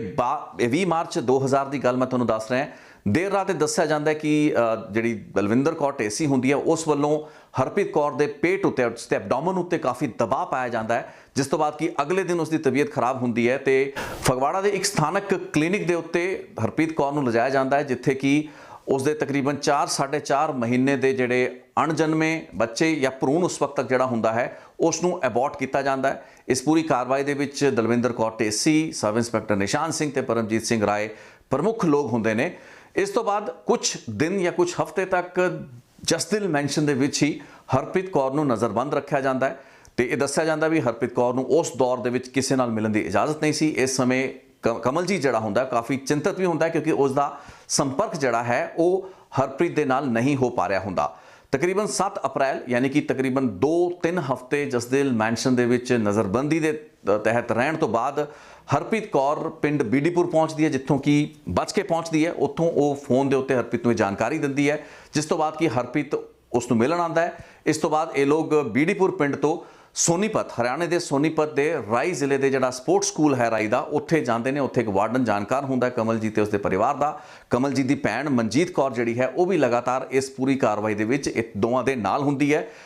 ਸੋਨੀਪਤ ਦੇ ਵਿੱਚ ਦੱਸਿਆ ਜਾਂਦਾ ਵੀ ਇੱਕ ਰਾਤ ਇਹ ਲੋਕ ਇਕੱਠੇ ਗੁਜ਼ਾਰਦੇ ਨੇ, ਜਿਸ ਤੋਂ ਬਾਅਦ ਕਿ ਬੀਬੀ ਜਾਗੀਰ ਕੌਰ ਦੇ ਨਾਲ ਫੋਨ ਦੇ ਉੱਤੇ ਸੰਪਰਕ ਸਥਾਪਿਤ ਕੀਤਾ ਜਾਂਦਾ ਹੈ। ਹਰਪ੍ਰੀਤ ਕੌਰ ਵੱਲੋਂ ਦੱਸਿਆ ਜਾਂਦਾ ਉਸ ਦੌਰਾਨ ਕਮਲਜੀਤ ਨੂੰ ਕਿ ਉਸ ਦੇ ਨਾਲ ਕੀ ਹੋਇਆ ਹੈ। ਬੀਬੀ ਜਾਗੀਰ ਕੌਰ ਵੱਲੋਂ ਕਥਿਤ ਤੌਰ ਤੇ ਭਰੋਸਾ ਦਵਾਇਆ ਜਾਂਦਾ ਹੈ ਕਿ ਇਸ ਵਿਆਹ ਲਈ ਉਹ ਹੁਣ ਤਿਆਰ ਹੈ ਤੇ ਤੂੰ ਵਾਪਸ ਆ ਜਾ। ਇਸ ਤੋਂ ਬਾਅਦ ਹਰਪ੍ਰੀਤ ਕੌਰ ਵਾਪਸ ਜਾਂਦੀ ਹੈ, ਜਿਸ ਤੋਂ ਬਾਅਦ ਕਿ 11 ਅਪ੍ਰੈਲ ਸਾਲ 2000 ਤੋਂ ਬਾਅਦ ਕੋਈ ਵੀ ਸੰਪਰਕ ਕਮਲਜੀਤ ਦਾ ਹਰਪ੍ਰੀਤ ਕੌਰ ਦੇ ਨਾਲ ਨਹੀਂ ਹੁੰਦਾ। ਇਸ ਤੋਂ 9 ਦਿਨ ਬਾਅਦ ਹਰਪ੍ਰੀਤ ਕੌਰ ਦੀ ਮੌਤ ਹੋ ਜਾਂਦੀ ਹੈ। 20 ਅਪ੍ਰੈਲ ਸਾਲ 2000 ਨੂੰ ਖਬਰ ਆਉਂਦੀ ਹੈ ਵੀ ਹਰਪ੍ਰੀਤ ਕੌਰ ਦੀ ਮੌਤ ਹੋ ਚੁੱਕੀ ਹੈ। ਇਸ ਦੌਰਾਨ ਕਮਲਜੀਤ ਵੱਲੋਂ ਉਸ ਦੇ ਨਾਲ ਸੰਪਰਕ ਕਰਨ ਦੀਆਂ ਸਾਰੀਆਂ ਕੋਸ਼ਿਸ਼ਾਂ ਨਾਕਾਮਯਾਬ ਰਹੀਆਂ ਹੁੰਦੀਆਂ ਨੇ। ਅਖਬਾਰ ਦੇ ਵਿੱਚ ਜਦੋਂ 21 ਮਾਰਚ ਸਵੇਰ ਨੂੰ ਜਦੋਂ ਕ੍ਰੀਮੇਸ਼ਨ ਹੁੰਦਾ, ਅੰਤਿਮ ਸੰਸਕਾਰ ਹੁੰਦਾ ਹਰਪ੍ਰੀਤ ਦਾ, ਉਸ ਵਕਤ ਹੀ ਇਹ ਜਾਣਕਾਰੀ ਜਿਹੜੀ ਹੈ ਕਮਲਜੀਤ ਨੂੰ ਮਿਲਦੀ ਹੈ। ਕਮਲਜੀਤ ਤੇ ਉਸ ਦਾ ਪਰਿਵਾਰ ਹੈਰਾਨ ਹੁੰਦਾ ਤੇ ਉਹਨਾਂ ਨੂੰ ਹੈਰਾਨੀ ਇਸ ਗੱਲ ਦੀ ਹੁੰਦੀ ਹੈ ਵੀ ਅਚਾਨਕ ਹਰਪ੍ਰੀਤ ਕੌਰ ਜੋ ਕਿ ਜਿਸ ਦਾ ਅਬੋਰਸ਼ਨ ਹੋਏ ਨੂੰ ਵੀ ਤਕਰੀਬਨ 1 ਮਹੀਨੇ ਦਾ ਸਮਾਂ ਹੋ ਚੁੱਕਾ ਹੁੰਦਾ ਹੈ, ਕੀ ਕਾਰਨ ਰਹੇ ਵੀ ਉਸ ਤੋਂ ਬਾਅਦ ਉਸ ਦੀ ਇਸ ਤਰੀਕੇ ਨਾਲ ਮੌਤ ਹੋਈ। ਦੱਸਿਆ ਜਾਂਦਾ ਵੀ ਹਰਪ੍ਰੀਤ ਕੌਰ ਦੀ ਮੌਤ ਦਾ ਜਿਹੜਾ ਕਾਰਨ ਡਾਕਟਰ ਤਰਸੇਮ ਸਿੰਘ ਜੋ ਕਿ ਮੈਡੀਕਲ ਆਫੀਸਰ ਰਹੇ ਹੁੰਦੇ ਨੇ ਉਸੇ ਡੇਰੇ ਦੇ, ਉਹਨਾਂ ਵੱਲੋਂ ਦੱਸਿਆ ਜਾਂਦਾ ਕਿ ਡੀਹਾਈਡਰੇਸ਼ਨ ਸੀ। ਬਾਅਦ ਦੇ ਵਿੱਚ ਹਾਈ ਕੋਰਟ ਨੇ ਜਦੋਂ ਬੀਬੀ ਜਾਗੀਰ ਕੌਰ ਨੂੰ ਬਰੀ ਕੀਤਾ ਇਸ ਕੇਸ ਦੇ ਵਿੱਚ, ਇਸੇ ਡਾਕਟਰ ਤਰਸੇਮ ਸਿੰਘ ਦੀ ਗਵਾਹੀ ਕਿ ਹਰਪ੍ਰੀਤ ਕੌਰ ਦੀ ਮੌਤ ਦਾ ਕਾਰਨ ਡੀਹਾਈਡਰੇਸ਼ਨ ਸੀ, ਨਾ ਕਿ ਕੁਝ ਹੋਰ, ਜਾਂ ਅਬੋਰਸ਼ਨ ਕਰਨ ਦੀ ਉਸ ਪੂਰੀ ਦੀ ਪੂਰੀ ਕਾਰਵਾਈ ਜੋ ਕਿ 1 ਮਹੀਨਾ ਪੁਰਾਣੀ ਸੀ, ਇਸੇ ਬੇਸ ਉੱਤੇ ਅਦਾਲਤ ਵੱਲੋਂ ਆਪਣਾ 2018 ਦਾ ਫੈਸਲਾ ਸੁਣਾਇਆ ਗਿਆ। ਲੇਕਿਨ ਇਸ ਤੋਂ ਬਾਅਦ ਸ਼ੁਰੂ ਹੁੰਦਾ ਇੱਕ ਬਹੁਤ ਵੱਡਾ ਵਿਵਾਦ, ਇੱਕ ਬਹੁਤ ਵੱਡਾ ਬਵਾਲ ਮਚ ਚੁੱਕਾ ਹੁੰਦਾ। ਅਖਬਾਰਾਂ ਦੇ ਵਿੱਚ ਲਗਾਤਾਰ ਖਬਰਾਂ ਛਪ ਰਹੀਆਂ ਹੁੰਦੀਆਂ ਨੇ। 21 ਅਪ੍ਰੈਲ ਸਾਲ 2000 ਸਵੇਰੇ 10 ਵਜੇ ਹਰਪ੍ਰੀਤ ਕੌਰ ਦਾ ਜਿਹੜਾ ਅੰਤਿਮ ਸੰਸਕਾਰ ਹੈ ਉਹ ਕਾਫੀ ਕਾਹਲੀ ਦੇ ਵਿੱਚ ਕੀਤਾ ਜਾਂਦਾ ਹੈ। ਉਸ ਦਾ ਅੰਤਿਮ ਸੰਸਕਾਰ ਜਿੰਨੀ ਕਾਹਲੀ ਦੇ ਵਿੱਚ ਕੀਤਾ ਜਾਂਦਾ ਹੈ, ਉਸ ਦੀਆਂ ਅਸਥੀਆਂ, ਉਸ ਦੇ ਅਵਸ਼ੇਸ਼ ਜਿਹੜੇ ਹੁੰਦੇ ਨੇ ਉਹਨਾਂ ਨੂੰ ਡਿਸਪੋਜ਼ ਆਫ ਕਰਨ ਦੇ ਵਿੱਚ ਉਸ ਤੋਂ ਵੀ ਜ਼ਿਆਦਾ ਤੇਜ਼ੀ ਵਿਖਾਈ ਜਾਂਦੀ ਹੈ। ਇਸ ਸਮਾਗਮ ਦੇ ਵਿੱਚ ਯਾਨੀ ਕਿ ਇਸ ਰਸਮ ਦੇ ਵਿੱਚ ਪ੍ਰਕਾਸ਼ ਸਿੰਘ ਬਾਦਲ ਤੇ ਸ੍ਰੀ ਅਕਾਲ ਤਖਤ ਸਾਹਿਬ ਦੇ ਐਕਟਿੰਗ ਜਥੇਦਾਰ ਤੇ ਕਈ ਸਿੰਘ ਸਾਹਿਬਾਨ ਖੁਦ ਮੌਜੂਦ ਹੁੰਦੇ ਨੇ। ਹਜ਼ਾਰਾਂ ਦੀ ਗਿਣਤੀ ਦੇ ਵਿੱਚ ਇਕੱਠ ਹੁੰਦਾ ਹੈ, ਹਾਲਾਂਕਿ ਪਬਲਿਕ ਵਿਊ ਹੁੰਦਾ ਹੈ। ਲੇਕਿਨ ਇਸ ਦੌਰਾਨ ਨਾ ਤਾਂ ਪੁਲਿਸ ਵੱਲੋਂ ਇਸ ਪੂਰੇ ਦੇ ਪੂਰੇ ਕੇਸ ਦੀ ਇੱਕ ਅਨਨੈਚੁਰਲ ਮੌਤ ਹੁੰਦੀ ਹੈ। ਤਕਰੀਬਨ 19 ਸਾਲ ਉਸ ਵਕਤ ਹਰਪ੍ਰੀਤ ਦੀ ਉਮਰ ਹੁੰਦੀ ਹੈ। ਸੋ 19 ਸਾਲ ਦੀ ਬੱਚੀ ਇਸ ਤਰੀਕੇ ਨਾਲ ਮਰ ਜਾਂਦੀ ਹੈ ਤੇ ਉਸ ਦਾ ਨਾ ਤਾਂ ਕੋਈ ਇਨਕੁਐਸਟ ਪ੍ਰੋਸੀਡਿੰਗਸ ਪੁਲਿਸ ਵੱਲੋਂ ਅੱਗੇ ਤੋਰੀਆਂ ਜਾਂਦੀਆਂ ਤੇ ਨਾ ਹੀ ਕੋਈ ਪੋਸਟਮਾਰਟਮ ਕੰਡਕਟ ਕੀਤਾ ਜਾਂਦਾ। ਸਵੇਰੇ 10 ਵਜੇ ਅੰਤਿਮ ਸੰਸਕਾਰ ਕਰਤਾ ਜਾਂਦਾ ਤੇ ਸ਼ਾਮ ਤਕਰੀਬਨ 4-4:30 ਵਜੇ ਉਸਦੇ ਜਿਹੜੇ ਫੁੱਲ ਚੁੱਕ ਕੇ ਉਹਨਾਂ ਨੂੰ ਬਿਆਸ ਨਦੀ ਦੇ ਵਿੱਚ ਵਿਸਰਜਿਤ ਕਰਤਾ ਜਾਂਦਾ ਹੈ। ਹੁਣ ਇਹ ਜਿਹੜੀ ਕਾਲੀ ਸੀ ਇਹ ਛੇਤੀ ਜਿਹੜੀ ਕੀਤੀ ਗਈ ਪੂਰੀ ਦੀ ਪੂਰੀ ਬੋਡੀ ਨੂੰ ਡਿਸਪੋਜ਼ ਆਫ ਕਰਨ ਦੇ ਵਿੱਚ ਇਹ ਸਵਾਲ ਤੇ ਸੰਸੇ ਖੜੇ ਕਰਦੀ ਹੈ, ਜਿਸ ਤੋਂ ਬਾਅਦ ਕਿ ਅਖਬਾਰਾਂ ਦੇ ਵਿੱਚ ਬੜੇ ਵੱਡੇ ਪੱਧਰ ਦੀ ਰਿਪੋਰਟਿੰਗ ਹੁੰਦੀ ਹੈ। ਇਸ ਤੋਂ ਬਾਅਦ ਪੂਰਾ ਦਾ ਪੂਰਾ ਮਾਮਲਾ ਮਾਨਯੋਗ ਪੰਜਾਬ ਅਤੇ ਹਰਿਆਣਾ ਹਾਈ ਕੋਰਟ ਕੋਲ ਪਹੁੰਚ ਜਾਂਦਾ ਹੈ। Lawyers for human rights international ਤੇ ਕਈ ਹੋਰ ਮਨੁੱਖੀ ਅਧਿਕਾਰ ਜਥੇਬੰਦੀਆਂ ਅਦਾਲਤ ਵਿੱਚ ਪਹੁੰਚ ਚੁੱਕੀਆਂ ਹੁੰਦੀਆਂ ਨੇ ਤੇ ਇਸ ਦੇ ਨਾਲ ਹੀ ਕਮਲਜੀਤ ਸਿੰਘ ਹੁਣ ਤੱਕ ਅਦਾਲਤ ਦਾ ਰੁਖ ਕਰ ਚੁੱਕਾ ਹੁੰਦਾ ਹੈ। ਪੰਜਾਬ ਅਤੇ ਹਰਿਆਣਾ ਹਾਈ ਕੋਰਟ ਵੱਲੋਂ 2000 ਦੇ ਜੂਨ ਦੇ ਮਹੀਨੇ ਦੇ ਵਿੱਚ ਇਸ ਪੂਰੇ ਮਾਮਲੇ ਦੀ CBI ਜਾਂਚ ਦੇ ਆਦੇਸ਼ ਦਿੱਤੇ ਜਾਂਦੇ ਨੇ। ਇਸ ਮੌਕੇ ਤੱਕ ਪੰਜਾਬ ਸਰਕਾਰ ਵੱਲੋਂ, ਕਿਉਂਕਿ ਜਦੋਂ ਅਖਬਾਰਾਂ ਦੇ ਵਿੱਚ ਖਬਰਾਂ ਛਪਦੀਆਂ ਨੇ ਪ੍ਰਕਾਸ਼ ਸਿੰਘ ਬਾਦਲ ਦੀ ਗਵਰਨਮੈਂਟ ਹੁੰਦੀ ਹੈ ਬਤੌਰ ਚੀਫ ਮਿਨਿਸਟਰ, ਉਹ IGP ਕ੍ਰਾਈਮ KK ਅਤਰੀ ਨੂੰ ਇਸ ਪੂਰੇ ਮਾਮਲੇ ਦੀ ਜਾਂਚ ਵੀ ਸੌਂਪਦੇ ਨੇ। IGP ਕ੍ਰਾਈਮ ਦੀ ਜਿਹੜੀ ਪੁਲਿਸ ਟੀਮ ਹੁੰਦੀ ਹੈ ਉਸ ਵੱਲੋਂ ਸਭ ਦੇ ਬਿਆਨ ਦਰਜ ਕੀਤੇ ਜਾਂਦੇ ਨੇ। ਕਿਹਾ ਜਾਂਦਾ ਵੀ ਇਨਕੁਐਸਟ ਪ੍ਰੋਸੀਡਿੰਗਸ ਪੁਲਿਸ ਵੱਲੋਂ ਤੋਰੀਆਂ ਗਈਆਂ, ਲੇਕਿਨ ਕੋਈ ਇਨਕੁਐਸਟ ਪ੍ਰੋਸੀਡਿੰਗ ਪੁਲਿਸ ਨੇ, ਜੋ ਕਿ ਅਕਸਰ ਇਸ ਕਿਸਮ ਦੇ ਕੇਸਿਸ ਦੇ ਵਿੱਚ ਜਿੱਥੇ ਕਿ ਕੋਈ ਕ੍ਰਿਮੀਨਲ ਐਂਗਲ ਇਨਵੋਲਵ ਨਾ ਹੋਵੇ, ਯਾਨੀ ਕਿ ਆਤਮ ਹੱਤਿਆ ਦਾ ਕੇਸ ਜਾਂ ਕੋਈ ਅਜਿਹੀ ਮੌਤ ਜੋ ਕਿ ਅਨਨੈਚੁਰਲ ਹੋਵੇ, ਲੇਕਿਨ ਉਸ ਦੇ ਵਿੱਚ ਪੁਲਿਸ ਨੂੰ ਇੱਕ ਇਨਕੁਐਸਟ ਦੀ ਪ੍ਰੋਸੀਡਿੰਗ ਤੇ ਕਾਰਵਾਈ ਪਾਣੀ ਬਣਦੀ ਹੈ, ਜੋ ਕਿ ਪੁਲਿਸ ਵੱਲੋਂ ਨਹੀਂ ਪਾਈ ਜਾਂਦੀ। ਪੰਜਾਬ ਅਤੇ ਹਰਿਆਣਾ ਹਾਈ ਕੋਰਟ ਵੱਲੋਂ ਉਹ ਸਾਰੀ ਦੀ ਸਾਰੀ ਪੰਜਾਬ ਪੁਲਿਸ ਦੀ ਇਨਵੈਸਟੀਗੇਸ਼ਨ ਨੂੰ ਬੇਮਾਇਨਾ ਮੰਨਿਆ ਜਾਂਦਾ ਤੇ ਮਾਮਲੇ ਦੇ ਵਿੱਚ ਜੂਨ 2000 ਦੇ ਵਿੱਚ CBI ਇਨਕੁਆਇਰੀ ਆਰਡਰ ਕਰਤੀ ਜਾਂਦੀ ਹੈ। CBI ਦੇ SP ਜਿਹੜੇ ਹੁੰਦੇ ਨੇ ਅਨੁਰਾਗ ਗਰਗ ਇਸ ਕੇਸ ਦੀ ਪੜਤਾਲ ਕਰਦੇ ਨੇ ਤੇ ਇਸ ਪੂਰੇ ਦੇ ਪੂਰੇ ਮਾਮਲੇ ਦੇ ਵਿੱਚ ਸਾਰੇ ਦੀ ਸਾਰੀ chain of the sequence of events ਨੂੰ ਜਦੋਂ ਐਗਜ਼ਾਮਿਨ ਤੇ ਸਟੱਡੀ ਕੀਤਾ ਜਾਂਦਾ ਹੈ, ਯਾਨੀ ਕਿ ਜੋ ਗੱਲਾਂ ਬਾਤਾਂ ਮੈਂ ਤੁਹਾਨੂੰ ਦੱਸੀਆਂ, ਜਿਸ ਤਰੀਕ ਨੂੰ ਉਹ ਸਾਰਾ ਦਾ ਸਾਰਾ ਰਿਕਾਰਡ ਇਕੱਠਾ ਕੀਤਾ ਜਾਂਦਾ ਹੈ। ਚੰਡੀਗੜ੍ਹ ਦੇ ਕਿਹੜੇ ਮੋਟੇਲਸ ਦੇ ਵਿੱਚ ਇਹ ਲੋਕ ਮਿਲੇ, ਕਿਹੜੇ ਜਿਹੜੇ ਅਲਟਰਾਸਾਊਂਡ ਸੈਂਟਰਾਂ ਦੇ ਵਿੱਚ ਹਰਪ੍ਰੀਤ ਕੌਰ ਦਾ ਟੈਸਟ ਹੋਇਆ, ਕਿਹੜੇ ਡਾਕਟਰਾਂ ਕੋਲ ਹਰਪ੍ਰੀਤ ਕੌਰ ਤੇ ਕਮਲਜੀਤ ਗਏ ਜਦੋਂ ਕਿ ਉਹ ਫੈਮਿਲੀ ਵੇ ਦੇ ਵਿੱਚ ਪਹੁੰਚ ਚੁੱਕੀ ਹੁੰਦੀ ਹੈ। ਉਸ ਨੂੰ ਟੈਟਨਸ ਦਾ ਟੀਕਾ ਵੀ ਉਸ ਦੌਰਾਨ ਜੋ ਪ੍ਰੈਗਨੈਂਟ ਮਹਿਲਾਵਾਂ ਨੂੰ ਲਗਾਇਆ ਜਾਂਦਾ ਹੈ ਉਹ ਲਗਾਇਆ ਗਿਆ। ਇਹ ਸਾਰਾ ਦਾ ਸਾਰਾ ਰਿਕਾਰਡ ਪਹਿਲਾਂ ਤਾਂ CBI ਆਪਣੇ ਕੋਲ ਲੈਂਦੀ ਹੈ। ਉਸ ਤੋਂ ਬਾਅਦ ਸਾਰੀਆਂ ਪੜਤਾਲਾਂ ਸ਼ੁਰੂ ਹੁੰਦੀਆਂ ਨੇ। ਉਹ ਸਾਰੀ ਫੋਨ ਲੋਕੇਸ਼ਨ ਜਿੱਥੇ ਇਹ ਸਾਰੇ ਅਕਿਊਜ਼ਡ ਹੁੰਦੇ ਨੇ, CBI ਦੀ ਪੂਰੀ ਜਿਹੜੀ ਜਾਂਚ ਹੁੰਦੀ ਹੈ ਉਸ ਦੇ ਵਿੱਚ ਬੀਬੀ ਜਗੀਰ ਕੌਰ, ਜਿਹੜੀ ਦਲਵਿੰਦਰ ਕੌਰ ਢੇਸੀ ਹੁੰਦੀ ਹੈ, ਪਰਮਜੀਤ ਸਿੰਘ ਰਾਏ ਹੁੰਦਾ ਹੈ, ਸਬ ਇੰਸਪੈਕਟਰ ਨਿਸ਼ਾਨ, ਇਸ ਤੋਂ ਇਲਾਵਾ ਸੱਤਿਆ ਪਿੰਡਰ ਤੇ ਇੱਕ ਹੋਰ ਸੰਜੀਵ ਨਾਂ ਦਾ ਜਿਹੜੇ ਸਿਕਿਉਰਿਟੀ ਗਾਰਡਸ ਹੁੰਦੇ ਨੇ, ਜਿਨ੍ਹਾਂ ਨੇ ਇਲੀਗਲ ਕਸਟਡੀ ਦੇ ਵਿੱਚ ਯਾਨੀ ਕਿ ਇਲੀਗਲ ਕਨਫਾਈਨਮੈਂਟ ਦੇ ਵਿੱਚ ਹਰਪ੍ਰੀਤ ਨੂੰ ਰੱਖਿਆ ਹੁੰਦਾ ਹੈ। ਇਹ ਸਭ ਦੇ ਨਾਂ ਵੀ ਆਉਂਦੇ ਨੇ ਤੇ ਇਹਨਾਂ ਦੇ ਖਿਲਾਫ ਲੋੜੀਂਦੇ ਸਬੂਤ ਵੀ CBI ਇਕੱਠੇ ਕਰਨ ਵਿੱਚ ਕਾਮਯਾਬ ਹੋ ਜਾਂਦੀ ਹੈ, ਜਿਸ ਤੋਂ ਬਾਅਦ ਕਿ ਅਲੱਗ-ਅਲੱਗ ਅਦਾਲਤਾਂ ਦੇ ਵਿੱਚ CBI ਆਪਣਾ ਦਾ ਪੂਰਾ ਕੇਸ ਤੇ ਮੁਕੱਦਮਾ ਬਣਾ ਕੇ ਰੱਖਦੀ ਹੈ। ਕਮਲਜੀਤ ਸਿੰਘ ਇਸ ਪੂਰੇ ਦੇ ਪੂਰੇ ਕੇਸ ਦੀ ਪੈਰਵੀ ਖੁਦ ਵੀ ਕਰ ਰਿਹਾ ਹੁੰਦਾ ਹੈ ਤੇ ਇਸ ਕੇਸ ਦੇ ਉੱਤੇ ਸਭ ਦੀਆਂ ਨਜ਼ਰਾਂ ਵੀ ਹੁੰਦੀਆਂ ਨੇ। ਲੇਕਿਨ ਇਸ ਕੇਸ ਦਾ ਜਦੋਂ ਟਰਾਇਲ ਅੱਗੇ ਵੱਧਦਾ ਹੈ, ਟਰਾਇਲ ਅੱਗੇ ਤੋਦਾ ਹੈ, ਇੱਕ ਸਟੇਜ ਅਜਿਹੀ ਆਉਂਦੀ ਹੈ ਜਿਸ ਦੌਰਾਨ ਕ੍ਰਾਸ ਐਗਜ਼ਾਮੀਨੇਸ਼ਨ ਜਾਂ ਕਮਲਜੀਤ ਦੀ ਗਵਾਹੀ ਦੇ ਵਿੱਚ ਕਮਲਜੀਤ ਵੱਲੋਂ ਇਸ ਚੀਜ਼ ਦੀ ਗੱਲਬਾਤ ਦੱਸੀ ਜਾਂਦੀ ਹੈ ਕਿ ਉਸ ਦਾ ਪਰਿਵਾਰ ਸ਼ੁਰੂ ਤੋਂ ਕਾਂਗਰਸੀ ਹੈ, ਕਾਂਗਰਸ ਦਾ ਸਮਰਥਕ ਰਿਹਾ ਹੈ ਤੇ ਸੁਖਪਾਲ ਖਹਿਰਾ ਜੋ ਕਿ ਬੀਬੀ ਜਗੀਰ ਕੌਰ ਦਾ ਸਿਆਸੀ ਵਿਰੋਧੀ ਨੰਬਰ 1 ਹੁੰਦਾ ਹੈ, ਉਸ ਦਾ ਉਹਦੇ ਘਰੇ ਆਣਾ ਜਾਣਾ ਹੈ। ਸੁਖਪਾਲ ਖਹਿਰਾ ਵੱਲੋਂ ਲਗਾਤਾਰ ਬੀਬੀ ਜਗੀਰ ਕੌਰ ਦੇ ਕੇਸ ਵਿੱਚ ਲਿਆ ਗਿਆ ਇੰਟਰਸਟ ਜਿਹੜਾ ਹੈ ਉਸ ਦੀ ਜਦੋਂ ਪੁੱਛ ਪੜਤਾਲ ਅਦਾਲਤ ਦੇ ਕ੍ਰਾਸ ਐਗਜ਼ਾਮੀਨੇਸ਼ਨ ਵਿੱਚ ਹੁੰਦੀ ਹੈ ਕਮਲਜੀਤ ਵੱਲੋਂ, ਉਸ ਵਿੱਚ ਉਹਦੇ ਦੇ ਮੂੰਹ ਚੋਂ ਇਹ ਨਿਕਲ ਜਾਂਦਾ ਹੈ ਜਾਂ ਉਸ ਵੱਲੋਂ ਇਹ ਦੱਸਿਆ ਜਾਂਦਾ ਹੈ ਕਿ ਸੁਖਪਾਲ ਖਹਿਰਾ ਤੇ तमाम ਉਹ ਲੋਕ ਜੋ ਕਿ ਬੀਬੀ ਜਗੀਰ ਕੌਰ ਦੇ ਵਿਰੋਧੀ ਰਹੇ ਹੋ ਸਕਦੇ ਨੇ, ਉਹ ਇਸ ਕੇਸ ਦੇ ਵਿੱਚ ਵਕੀਲ ਵੀ ਉਹਨਾਂ ਨੂੰ ਕਰਾ ਕੇ ਦੇ ਰਹੇ ਹੋ ਸਕਦੇ ਨੇ ਤੇ ਉਹਨਾਂ ਦਾ ਇਸ ਕੇਸ ਦੇ ਵਿੱਚ ਇੰਟਰਸਟ ਵੀ ਰਿਹਾ ਹੋ ਸਕਦਾ ਹੈ। ਹੁਣ ਕਮਲਜੀਤ ਨੇ ਇਹ ਗੱਲ ਕਿਉਂ ਕਹੀ? ਕਮਲਜੀਤ ਦਾ ਇਹ ਬਿਆਨ ਜੋ ਕਿ ਅਦਾਲਤ ਦੇ ਵਿੱਚ ਉਸ ਵੱਲੋਂ ਦਿਆ ਗਿਆ ਹੁੰਦਾ ਹੈ, ਇਸ ਤੇ ਦੋ ਅਲੱਗ-ਅਲੱਗ ਮੀਨਿੰਗ ਹੁੰਦੇ ਨੇ। ਇੱਕ ਤਾਂ ਕ੍ਰਾਸ ਐਗਜ਼ਾਮੀਨੇਸ਼ਨ ਦੇ ਵਿੱਚ ਬਚਾਅ ਪੱਖ ਦੇ ਵਕੀਲਾਂ ਨੇ ਕਾਫੀ ਹੱਦ ਤੱਕ ਉਸ ਨੂੰ ਉਲਝਾ ਲਿਆ ਹੁੰਦਾ ਹੈ। ਦੂਸਰਾ ਇਹ ਕਿ ਕਮਲਜੀਤ ਜਿਸ ਉੱਤੇ ਕਿ ਬਚਾਅ ਪੱਖ ਹਮੇਸ਼ਾ ਹੀ ਇਲਜ਼ਾਮ ਲਗਾ ਰਿਹਾ ਹੁੰਦਾ ਹੈ, ਇੱਕ ਬੜੀ ਵੱਡੀ ਥਿਉਰੀ ਜੋ ਕਿ ਬੀਬੀ ਜਗੀਰ ਕੌਰ ਤੇ ਬਚਾਅ ਪੱਖ ਵੱਲੋਂ ਅੱਗੇ ਲਿਆਈ ਜਾਂਦੀ ਹੈ, ਉਹ ਇਹ ਹੁੰਦੀ ਹੈ ਵੀ ਕਮਲਜੀਤ ਨੇ ਕੁਝ ਅਜਿਹੀਆਂ ਫਿਲਮਾਂ ਬਣਾ ਕੇ, ਕੁਝ ਅਜਿਹੀਆਂ ਤਸਵੀਰਾਂ ਖਿੱਚ ਕੇ ਉਹਨਾਂ ਦੀ ਬੇਟੀ ਨੂੰ ਆਪਣੇ ਚੁੰਗਲ ਦੇ ਵਿੱਚ ਫਸਾ ਲਿਆ ਸੀ। ਉਹ ਕੋਈ ਵੀ ਲਵ ਮੈਰਿਜ ਨਹੀਂ ਸੀ, ਕੋਈ ਵੀ ਲਵ ਅਫੇਅਰ ਨਹੀਂ ਸੀ, ਬਲਕਿ ਇੱਕ ਮਜਬੂਰੀ ਸੀ। ਹਰਪ੍ਰੀਤ ਕੌਰ ਉਸ ਮਜਬੂਰੀ ਦੇ ਤਹਿਤ ਫਸ ਚੁੱਕੀ ਸੀ, ਜਿਸ ਦੇ ਚੱਲਦੇ ਹੀ ਕਮਲਜੀਤ ਨੇ ਉਸ ਦੇ ਪਰਿਵਾਰ ਯਾਨੀ ਕਿ ਬੀਬੀ ਜਗੀਰ ਕੌਰ ਦੇ ਪਰਿਵਾਰ ਤੋਂ ਕਰੋੜਾਂ ਰੁਪਇਆ ਵਸੂਲਣ ਦੇ ਮਕਸਦ ਦੇ ਨਾਲ ਇਹ ਪੂਰਾ ਦਾ ਪੂਰਾ ਪਲਾਨ ਜਿਹੜਾ ਸੀ ਕੀਤਾ ਸੀ, ਜਿਸ ਤਹਿਤ ਕਿ ਇੱਕ ਅਫੇਅਰ ਕੀਤਾ ਗਿਆ, ਫਿਰ ਇੱਕ ਵਿਆਹ ਕੀਤਾ ਗਿਆ। ਇਹ ਸਾਰੀਆਂ ਦੀ ਸਾਰੀਆਂ ਗੱਲਾਂ ਬਾਤਾਂ ਦੀ ਜਿਹੜੀ ਥਿਉਰੀ ਹੁੰਦੀ ਹੈ, ਇਸ ਨੂੰ ਬਚਾਅ ਪੱਖ ਲਗਾਤਾਰ ਅੱਗੇ ਅਦਾਲਤਾਂ ਵਿੱਚ ਲਿਜਾ ਰਿਹਾ ਹੁੰਦਾ ਹੈ, ਲੇਕਿਨ ਟਰਾਇਲ ਕੋਰਟ ਤੇ CBI ਕੋਰਟ ਇਹ ਸਾਰੀ ਦੀ ਗੱਲਾਂ ਬਾਤਾਂ ਐਲੀਗੇਸ਼ਨ ਨੂੰ ਸਾਈਡ ਤੇ ਰੱਖਦੇ ਨੇ ਤੇ ਇਹਨਾਂ ਕੇਸਾਂ ਦੇ ਵਿੱਚ 2007 ਤੇ 2012 ਦੇ ਵਿੱਚ ਜਿਹੜੇ ਫੈਸਲੇ ਆਉਂਦੇ ਨੇ ਉਸ ਤਹਿਤ ਇਸ ਸਾਰੇ ਦੇ ਸਾਰੇ ਲੋਕਾਂ ਨੂੰ ਦੋਸ਼ੀ ਮੰਨਿਆ ਜਾਂਦਾ ਹੈ, ਕਿਉਂਕਿ ਜਿੰਨੇ ਵੀ ਸਬੂਤ ਮਿਲੇ ਹੁੰਦੇ ਨੇ ਤੇ ਸਭ ਤੋਂ ਅਹਿਮ ਜਿਹੜਾ ਸਬੂਤ ਹੁੰਦਾ ਹੈ ਇਸ ਕੇਸ ਦਾ ਉਹ ਹੁੰਦਾ ਹੈ ਡਾਕਟਰ ਬਲਵਿੰਦਰ ਸਿੰਘ ਸੋਹਲ। ਡਾਕਟਰ ਬਲਵਿੰਦਰ ਸਿੰਘ ਸੋਹਲ ਜੋ ਕਿ ਉਸ ਸਟੇਜ ਤੱਕ ਆਪਣੇ ਆਪ ਨੂੰ ਮੈਡੀਕਲ ਆਫੀਸਰ ਦੱਸਦਾ ਹੁੰਦਾ ਹੈ, ਉਸੇ ਡੇਰਾ ਸੰਤ ਪ੍ਰੇਮ ਸਿੰਘ ਜੀ ਦਾ, ਜਿਸ ਦੀ ਇੱਕ ਡਿਸਪੈਂਸਰੀ ਦੇ ਵਿੱਚ ਇੱਕ ਮੈਡੀਕਲ ਆਫੀਸਰ ਦੇ ਰੂਪ ਵਿੱਚ ਕਥਿਤ ਤੌਰ ਤੇ ਬਲਵਿੰਦਰ ਸਿੰਘ ਸੋਹਲ ਕੰਮ ਕਰ ਰਹੇ ਹੁੰਦੇ ਨੇ। ਬਾਅਦ ਦੇ ਵਿੱਚ ਸੀਬੀਆਈ ਦੇ ਕੇਸ ਦੇ ਵਿੱਚ ਬਲਵਿੰਦਰ ਸਿੰਘ ਸੋਹਲ ਇੱਕ ਅਪਰੂਵਰ ਬਣ ਜਾਂਦਾ ਹੈ। ਬਲਵਿੰਦਰ ਸਿੰਘ ਸੋਹਲ ਫਿਰ ਉਹ ਪੂਰੀ ਦੀ ਪੂਰੀ ਚੇਨ ਆਫ ਇਵੈਂਟਸ ਨੂੰ, ਉਸ ਪੂਰੀ ਦੀ ਪੂਰੀ ਲੜੀ ਨੂੰ ਜੋੜਦਾ ਹੈ। ਡਾਕਟਰ ਬਲਵਿੰਦਰ ਸਿੰਘ ਸੋਹਲ ਵੱਲੋਂ ਇਹ ਦੱਸਿਆ ਜਾਂਦਾ ਹੈ ਸੀਬੀਆਈ ਦਾ ਅਪਰੂਵਰ ਬਣ ਕੇ, ਸੀਬੀਆਈ ਦਾ ਵਾਅਦਾ ਮਾਫ ਗਵਾਹ ਬਣ ਕੇ, ਕਿ ਉਸ ਵੱਲੋਂ ਲਗਾਤਾਰ ਕਈ ਹਫ਼ਤਿਆਂ ਤੱਕ ਹਰਪ੍ਰੀਤ ਕੌਰ ਦਾ ਜਿਹੜਾ ਮੈਡੀਕਲ ਚੈੱਕਅਪ ਸੀ ਉਸ ਨੂੰ ਕੀਤਾ ਗਿਆ। ਉਸ ਅਬੋਰਸ਼ਨ ਦੇ ਦੌਰਾਨ ਵੀ ਫਗਵਾੜਾ ਦੇ ਇਸ ਕਲੀਨਿਕ ਤੱਕ ਉਸ ਨੂੰ ਲਿਜਾਏ ਜਾਣ ਦਾ ਕੰਮ ਬਲਵਿੰਦਰ ਸਿੰਘ ਸੋਹਲ ਤੇ ਦਲਵਿੰਦਰ ਢੇਸੀ ਅਤੇ ਹੋਰ ਲੋਕਾਂ ਵੱਲੋਂ ਕੀਤਾ ਗਿਆ, ਕਿਉਂਕਿ ਬਲਵਿੰਦਰ ਸਿੰਘ ਸੋਹਲ ਹੁਣ ਸੀਬੀਆਈ ਦੇ ਪਾਸੇ ਆ ਕੇ ਖੜਾ ਹੋ ਚੁੱਕਾ ਸੀ। ਉਸ ਸਥਿਤੀ ਦੇ ਵਿੱਚ ਉਸਨੇ ਪੂਰੀ ਦੀ ਪੂਰੀ ਕਹਾਣੀ ਜਿਹੜੀ ਸੀ, ਸੱਚ ਸੀ ਜਿਹੜਾ ਉਹਨਾਂ ਦੇ ਮੁਤਾਬਿਕ ਜਾਂ ਸੀਬੀਆਈ ਦੀ ਇਨਵੈਸਟੀਗੇਸ਼ਨ ਦੇ ਮੁਤਾਬਿਕ ਜੋ ਸੱਚ ਸੀ ਉਸ ਨੂੰ ਬਿਆਨ ਕਰਤਾ। ਜਿਸ ਤੋਂ ਬਾਅਦ ਕਿ ਬਲਵਿੰਦਰ ਸਿੰਘ ਸੋਹਲ ਨੂੰ ਆਪਣੇ ਨਾਲ ਵਾਅਦਾ ਮਾਫ ਗਵਾਹ ਬਣਾ ਕੇ ਸੀਬੀਆਈ ਨੇ ਉਨੀਆਂ ਜਿਹੜੀਆਂ ਸਖਤ ਧਾਰਾਵਾਂ ਦੇ ਤਹਿਤ ਉਸ ਦੀ ਸਜ਼ਾ ਨੂੰ ਪ੍ਰੈਸ ਨਹੀਂ ਕੀਤਾ, ਲੇਕਿਨ ਹੋਰ ਜਿੰਨੇ ਵੀ ਅਕਿਊਜ਼ ਸਨ ਉਹਨਾਂ ਦੇ ਖਿਲਾਫ ਕੇਸ ਨੂੰ ਅੱਗੇ ਤੋਰਿਆ ਗਿਆ। ਸੋ ਇੱਕ ਅਹਿਮ ਗਵਾਹ ਤੇ ਅਪਰੂਵਰ ਦੇ ਰੂਪ ਵਿੱਚ ਬਲਵਿੰਦਰ ਸਿੰਘ ਸੋਹਲ ਦੀ ਗਵਾਹੀ ਇੱਕ ਬਹੁਤ ਹੀ ਕ੍ਰਿਟੀਕਲ ਗਵਾਹੀ ਸੀ, ਜਿਸ ਤੋਂ ਬਾਅਦ ਕਿ ਅਦਾਲਤਾਂ ਨੇ ਜੋ ਫੈਸਲੇ ਸੁਣਾਏ। ਸੋ ਅਦਾਲਤਾਂ ਦੇ ਵਿੱਚ ਜੋ ਵੀ ਰਿਕਾਰਡ ਸੀਬੀਆਈ ਵੱਲੋਂ ਜੋ ਵੀ ਤਫਤੀਸ਼ ਆਪਣੀ ਸਾਹਮਣੇ ਰੱਖੀ ਗਈ ਹੁੰਦੀ ਹੈ, ਸਬੂਤ ਗਵਾਹ ਜਿਸ ਤਰੀਕੇ ਦਾ ਐਵੀਡੈਂਸ ਲਿਆਂਦਾ ਗਿਆ ਹੁੰਦਾ, ਉਸ ਦੇ ਬੇਸ ਉੱਤੇ ਬੀਬੀ ਜਗੀਰ ਕੌਰ ਨੂੰ ਜਿਹੜੀ 5 ਸਾਲ ਦੀ ਰਿਗਰੈਸ ਇੰਪ੍ਰਿਜ਼ਨਮੈਂਟ ਦੀ ਸਜ਼ਾ ਸੁਣਾਈ ਜਾਂਦੀ ਹੈ, ਯਾਨੀ ਕਿ 5 ਸਾਲ ਦੀ ਸਖਤ ਕੈਦ ਦੀ ਸਜ਼ਾ ਜਿਹੜੀ ਸੁਣਾਈ ਜਾਂਦੀ ਹੈ, ਉਹ ਉਸ ਸਾਲ 2012 ਦੇ ਵਿੱਚ ਸੁਣਾਈ ਜਾਂਦੀ ਹੈ, ਜਦੋਂ ਕਿ ਬੀਬੀ ਜਗੀਰ ਕੌਰ ਤੀਸਰੀ ਵਾਰ ਚੁਣ ਕੇ ਭੁਲੱਥ ਤੋਂ ਵਿਧਾਨ ਸਭਾ ਮੈਂਬਰ ਬਣ ਕੇ ਆਏ ਹੁੰਦੇ ਨੇ, ਐਮਐਲਏ ਬਣ ਕੇ ਆਏ ਹੁੰਦੇ ਨੇ, ਤੇ ਉਹਨਾਂ ਨੂੰ ਬਾਦਲ ਸਰਕਾਰ ਦੇ ਵਿੱਚ ਇੱਕ ਵਜ਼ਾਰਤ ਵੀ ਦੇ ਦਿੱਤੀ ਗਈ ਹੁੰਦੀ ਹੈ, ਯਾਨੀ ਕਿ ਇੱਕ ਮਿਨਿਸਟਰ ਦਾ ਰੈਂਕ ਵੀ ਮਿਲਿਆ ਹੁੰਦਾ ਹੈ, ਜਿਸ ਤੋਂ ਬਾਅਦ ਕਿ ਉਹਨਾਂ ਦਾ ਸਿਆਸੀ ਕਰੀਅਰ ਫਿਰ ਇੱਕ ਵਾਰ ਨਿਗਾਰ ਵਾਲੇ ਪਾਸੇ ਤੁਰਨਾ ਸ਼ੁਰੂ ਹੋ ਚੁੱਕਾ ਹੁੰਦਾ ਹੈ। ਅਗਲਾ ਜਿਹੜਾ 2017 ਦਾ ਚੋਣ ਹੈ, ਉਹਨਾਂ ਨੇ ਆਪਣੇ ਜਵਾਈ ਯੁਵਰਾਜ ਭੁਪਿੰਦਰ ਸਿੰਘ ਵੱਲੋਂ ਲੜਵਾਉਣਾ ਹੁੰਦਾ ਹੈ, ਕਿਉਂਕਿ ਇਸ ਸਮੇਂ ਤੱਕ ਬੀਬੀ ਜਗੀਰ ਕੌਰ ਨੂੰ ਕੋਈ ਰਿਲੀਫ ਨਹੀਂ ਮਿਲਦੀ। ਲੇਕਿਨ ਇਸ ਤੋਂ ਬਾਅਦ ਪੂਰਾ ਦਾ ਪੂਰਾ ਮਾਮਲਾ ਹਾਈ ਕੋਰਟ ਦੇ ਵਿੱਚ ਚੁਣੌਤੀ ਬੀਬੀ ਜਗੀਰ ਕੌਰ ਵੱਲੋਂ ਇਸ ਕਨਵਿਕਸ਼ਨ ਦੇ ਖਿਲਾਫ ਦਿੱਤੀ ਜਾਂਦੀ ਹੈ, ਲੇਕਿਨ ਹਾਈ ਕੋਰਟ ਦੇ ਵਿੱਚ ਜਾ ਕੇ ਸਥਿਤੀ ਪੂਰੀ ਦੀ ਪੂਰੀ ਬਦਲ ਜਾਂਦੀ ਹੈ।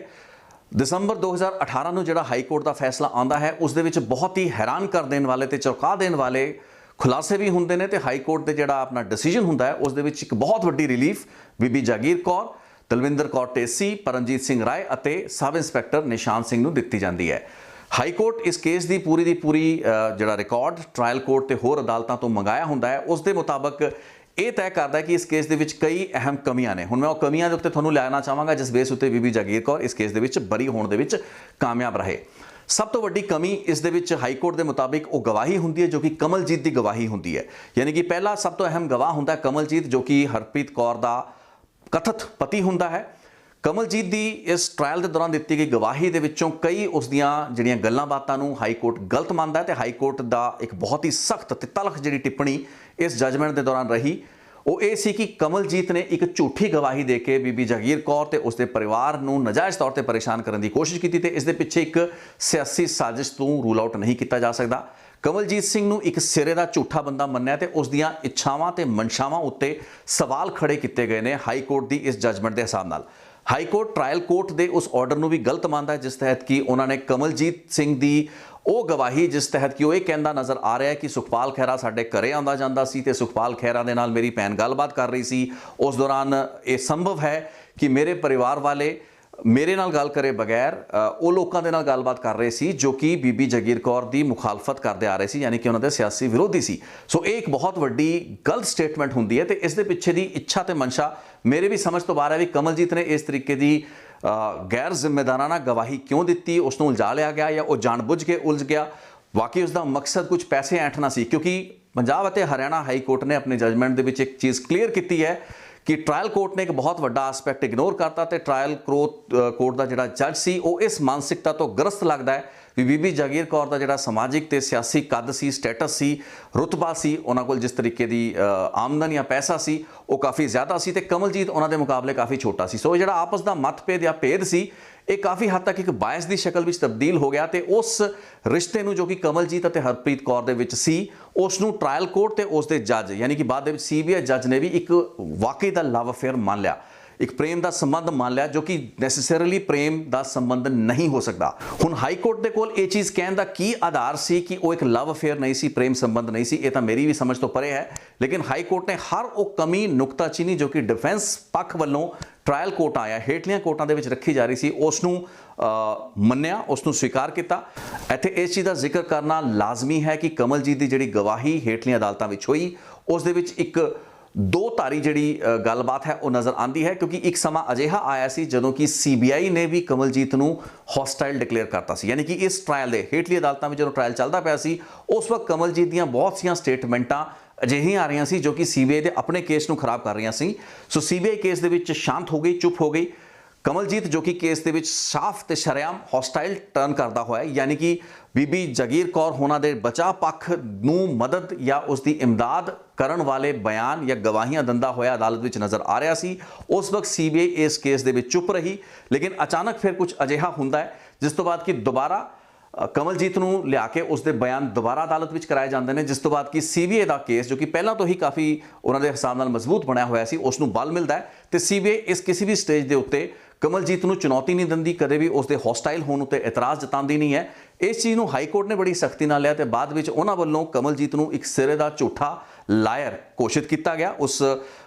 ਫੈਸਲੇ ਦੀ ਰੌਸ਼ਨੀ ਦੇ ਵਿੱਚ। ਸੋ ਕਮਲਜੀਤ ਉੱਤੇ ਇੱਕ ਬਹੁਤ ਬੜੀ ਤੌਹਮਤ ਤੇ ਬਹੁਤ ਬੜਾ ਜਿਹੜਾ ਧੱਬਾ ਹੈ ਉਹ ਹਾਈ ਕੋਰਟ ਦੇ ਇਸ ਫੈਸਲੇ ਦੀ ਉਸ ਸਖਤ ਟਿੱਪਣੀਆਂ ਦੇ ਵਿੱਚ ਦਿੱਤਾ ਹੋਇਆ ਹੈ। ਇਸ ਦੇ ਨਾਲ ਹੀ ਅਗਲੀ ਜਿਹੜੀ ਕਮਜ਼ੋਰ ਕੜੀ ਇਸ ਕੇਸ ਦੇ ਵਿੱਚ ਹੋਈ ਉਹ ਸੀ ਡਾਕਟਰ ਬਲਵਿੰਦਰ ਸਿੰਘ ਸੋਹਲ ਦੀ ਗਵਾਹੀ। ਡਾਕਟਰ ਬਲਵਿੰਦਰ ਸਿੰਘ ਸੋਹਲ ਰਿਕਾਰਡ ਉੱਤੇ ਮੈਡੀਕਲ ਆਫਿਸਰ, ਉਹ ਜਿਹੜਾ ਡੇਰਾ ਸੰਤ ਪ੍ਰੇਮ ਸਿੰਘ ਜਿਹੜਾ ਮੈਡੀਕਲ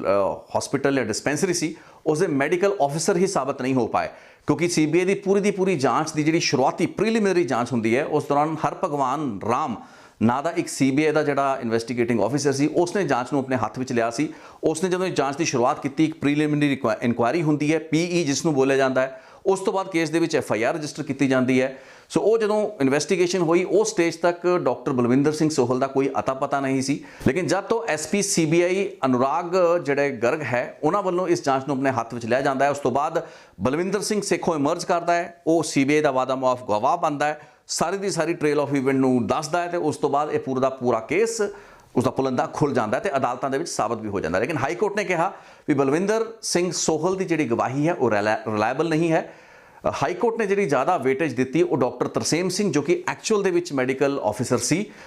ਜਿਸ ਵੱਲੋਂ ਕਿ ਇਹ ਬਾਅਦ ਦੇ ਵਿੱਚ ਅਪ੍ਰੈਲ ਯਾਨੀ ਕਿ 21 ਅਪ੍ਰੈਲ 2000 ਜਦੋਂ ਕਿ ਹਰਪ੍ਰੀਤ ਕੌਰ ਦੀ ਮੌਤ ਹੋ ਚੁੱਕੀ ਸੀ, ਉਸ ਤੋਂ ਬਾਅਦ ਉਹਨਾਂ ਵੱਲੋਂ ਇਹ ਗਵਾਹੀ ਤੇ ਪੁਲਿਸ ਦੀ ਇਨਵੈਸਟੀਗੇਸ਼ਨ ਦੇ ਵਿੱਚ ਦੱਸਿਆ ਗਿਆ। ਜਦੋਂ ਪੰਜਾਬ ਪੁਲਿਸ ਇਨਵੈਸਟੀਗੇਸ਼ਨ ਕਰ ਰਹੀ ਸੀ, ਬਾਅਦ ਦੇ ਵਿੱਚ ਅਦਾਲਤਾਂ ਦੇ ਵਿੱਚ ਵੀ ਉਹਨਾਂ ਨੇ ਇਸ ਗੱਲ ਦੀ ਤਸਦੀਕ ਕੀਤੀ ਕਿ ਹਰਪ੍ਰੀਤ ਕੌਰ ਦੀ ਜਿਹੜੀ ਮੌਤ ਹੈ ਉਹ ਬੇਸਿਕਲੀ ਡੀਹਾਈਡਰੇਸ਼ਨ ਦੇ ਕਾਰਨ ਹੋਈ ਸੀ।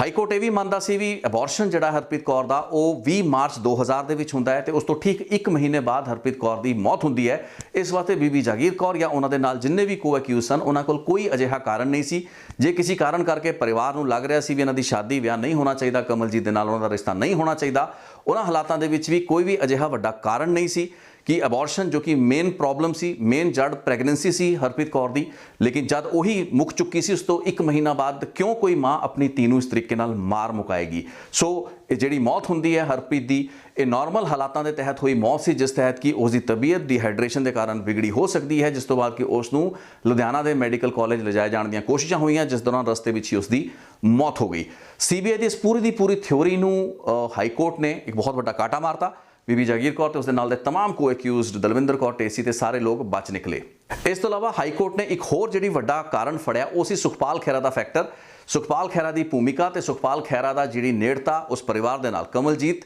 ਜੋ ਕਿ ਉਸਦੇ ਪਿਤਾ ਦਾ ਦਰਸ਼ਨ ਸਿੰਘ, ਮਾਤਾ ਦਾ ਨਾਮ ਬਲਵਿੰਦਰ ਕੌਰ ਸੀ, ਉਹਨਾਂ ਦਾ ਪਰਿਵਾਰ